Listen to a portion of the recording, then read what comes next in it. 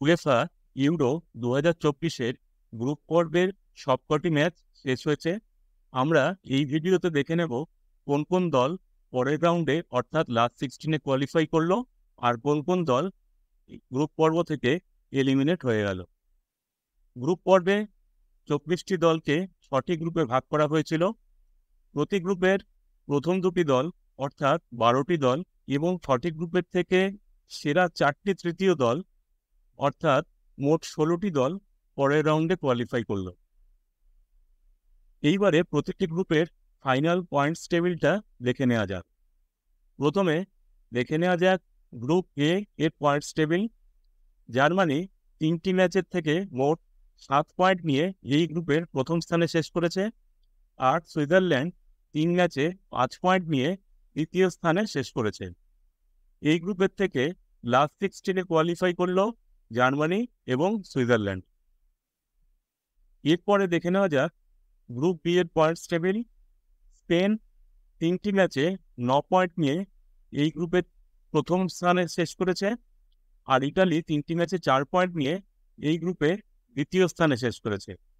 এই গ্রুপের থেকে লাস্ট 16-এও কোয়ালিফাই করল স্পেন এবং ইটালি।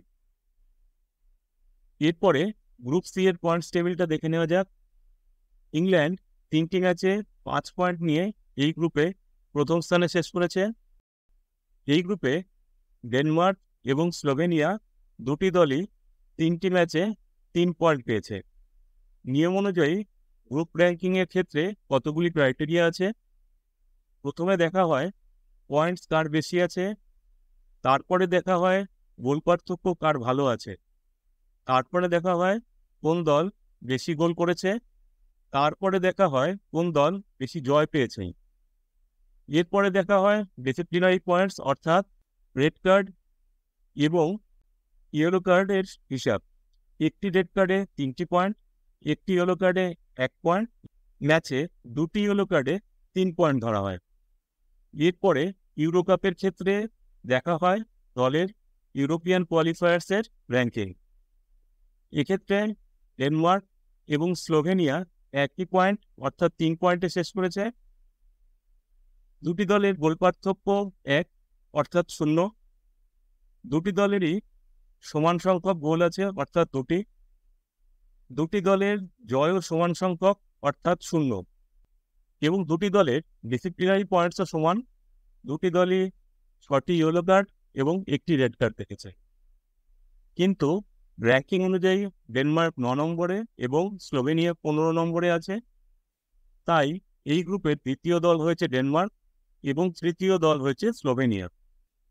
সব গ্রুপ মিলিয়ে সেরা তৃতীয় দলের একটি হয়েছে স্লোভেনিয়া। তাই এই গ্রুপের থেকে প্রথম দুটি দল অর্থাৎ ইংল্যান্ড এবং ডেনমার্কের সাথে স্লোভেনিয়াও লাস্ট 16-এ কোয়ালিফাই করেছে। এরপরে দেখে নেওয়া যাক গ্রুপ বি এর পয়েন্টস টেবিল। এই গ্রুপের থেকে অস্ট্রিয়া 3 ম্যাচে 6 পয়েন্ট নিয়ে প্রথম স্থানে শেষ করেছে, আর ফ্রান্স 3 ম্যাচে 5 পয়েন্ট নিয়ে এই গ্রুপে দ্বিতীয় স্থানে শেষ করেছে। এই গ্রুপে 3 ম্যাচে নেদারল্যান্ডস 4 পয়েন্ট নিয়ে তৃতীয় স্থানে শেষ করেছে। নেদারল্যান্ডস সব গ্রুপ মিলিয়ে 4টি সেরা তৃতীয় দলের একটি হয়েছে। এই গ্রুপের প্রথম দুটি দল অর্থাৎ অস্ট্রিয়া এবং ফ্রান্সের সাথে নেদারল্যান্ডসও লাস্ট 16-এ কোয়ালিফাই করেছে। এরপরে দেখে নেওয়া যাক গ্রুপ ই এর পয়েন্টস টেবিল। গ্রুপ ই এর 4টি দলই 4 পয়েন্টে শেষ করেছে। গোল ডিফারেন্সে প্রথম দুটি দল হয়েছে রোমানিয়া এবং বেলজিয়াম। এর মধ্যে রোমানিয়া বেলজিয়ামের থেকে 2টি গোল বেশি করেছে, তাই এই গ্রুপে প্রথম হয়েছে রোমানিয়া এবং দ্বিতীয় হয়েছে বেলজিয়াম। স্লোভাকিয়া সব গ্রুপ মিলিয়ে 4টি সেরা তৃতীয় দলের একটি হয়েছে। এই গ্রুপের থেকে রোমানিয়া এবং বেলজিয়ামের সাথে স্লোভাকিয়াও লাস্ট 16-এ কোয়ালিফাই করেছে, আর সমান সংখ্যক পয়েন্ট পেয়েও এই গ্রুপে দুর্ভাগ্যজনকভাবে চতুর্থ হয়ে এলিমিনেট হয়ে গেছে ইউক্রেন। এরপরে গ্রুপ এফ এর পয়েন্টস টেবিলটা দেখে নেওয়া যাক।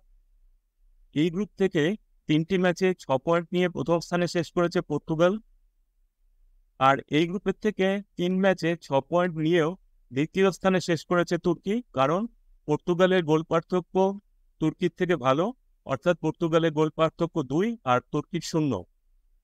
এই গ্রুপের থেকে জর্জিয়া 3 ম্যাচে 4 পয়েন্ট নিয়ে তৃতীয় স্থানে শেষ করেছে। জর্জিয়া সব গ্রুপ মিলিয়ে 4টি সেরা তৃতীয় দলের একটি হয়েছে। এই গ্রুপের থেকে পর্তুগাল এবং তুর্কির সাথে জর্জিয়াও লাস্ট 16-এ কোয়ালিফাই করেছে। অর্থাৎ গ্রুপ পর্ব থেকে যে দলগুলো এলিমিনেট হয়ে গেছে তারা হলো Hungary, Scotland, Croatia, Albania, Serbia, Poland, Ukraine এবং চেক রিপাবলিক।